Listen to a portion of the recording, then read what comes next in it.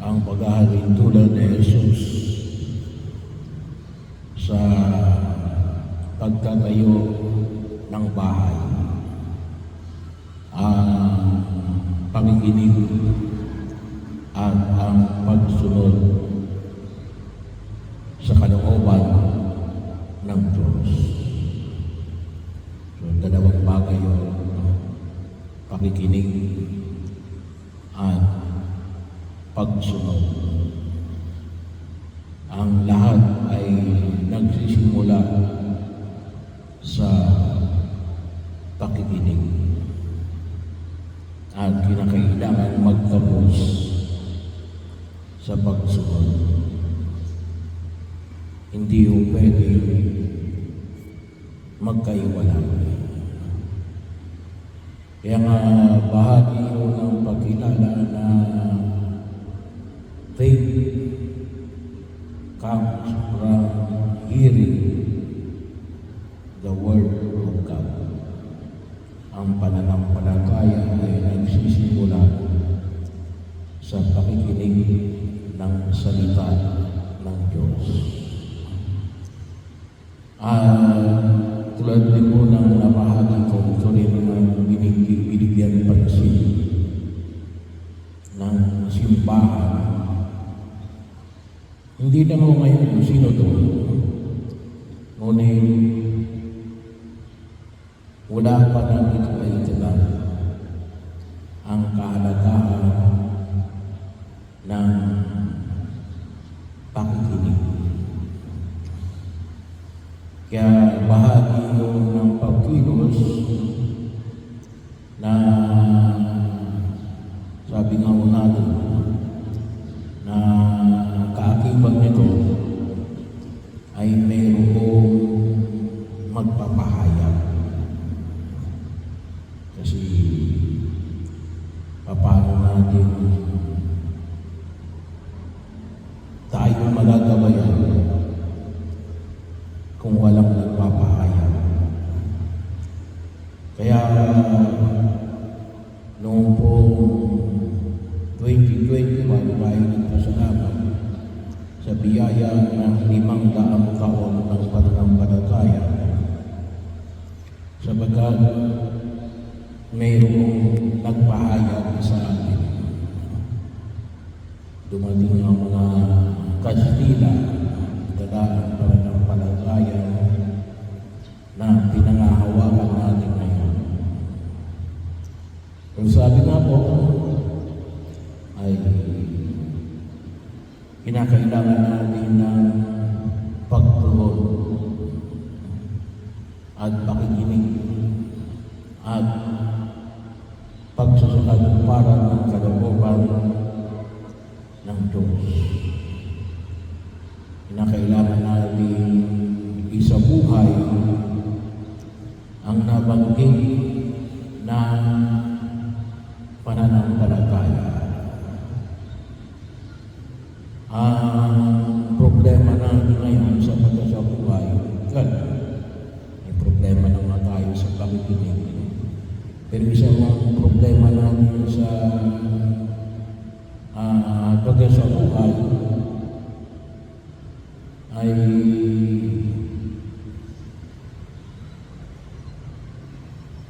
bahagi yun na kung saan ay nahaharap tayo sa maraming pagsubok na kuminsan hindi namin kaagad mailapat ang ating pakikinig sa pang-araw-araw nating pagkilos. Katulad na ng halimbawa ko na isa pa rin ang problema na hinaharap natin ni Alin. Yung maliit na bahagi na mga binyagan na nagsisimba pag-araw ng linggo. So at most ay sabi nga mo ay 20%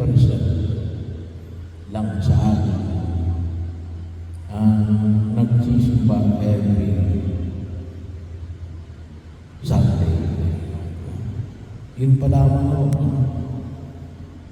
So, kung tutulos na yun ay kung maintenance. Wala tayo mapapakinggan.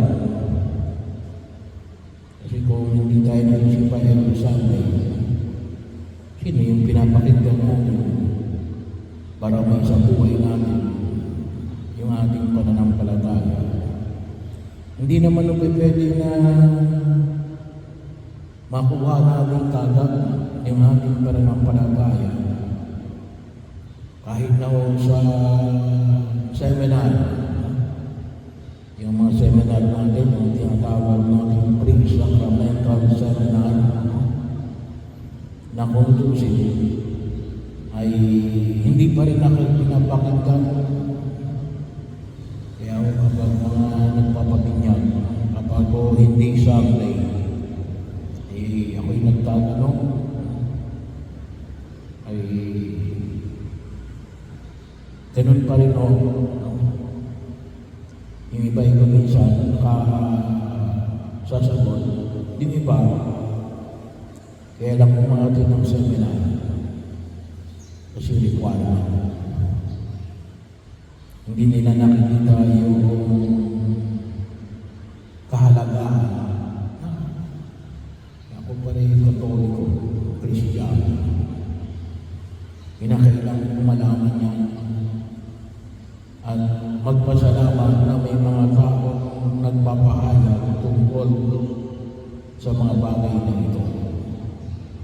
Lalong-lalo na sa pagtanggap ng sakramento ng binyag na kung doon nagsisimula ang lahat ng pagpapala ng Diyos bilang kanyang mga anak. Kaya bahagi yun. Sabi nga po natin,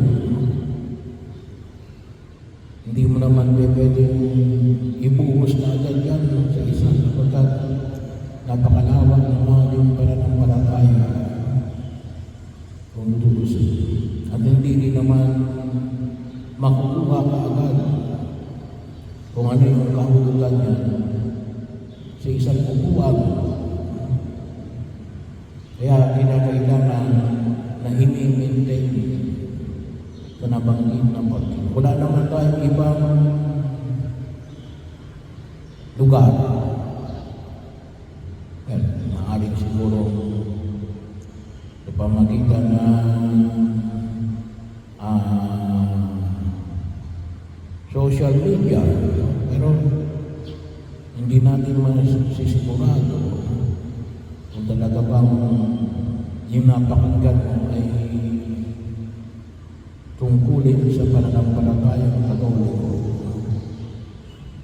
Pero yung mismong pagkasanay ng pagkilos upang higit natin maunawaan ang ating pananampalataya ay alin? Ay kinakailangan yung regular. Yun ang mahalaga, yung regularity ng pagbuod natin sa ating pagkilos bilang mananampalatayang Kristiyano Katoliko. Hindi lamang mo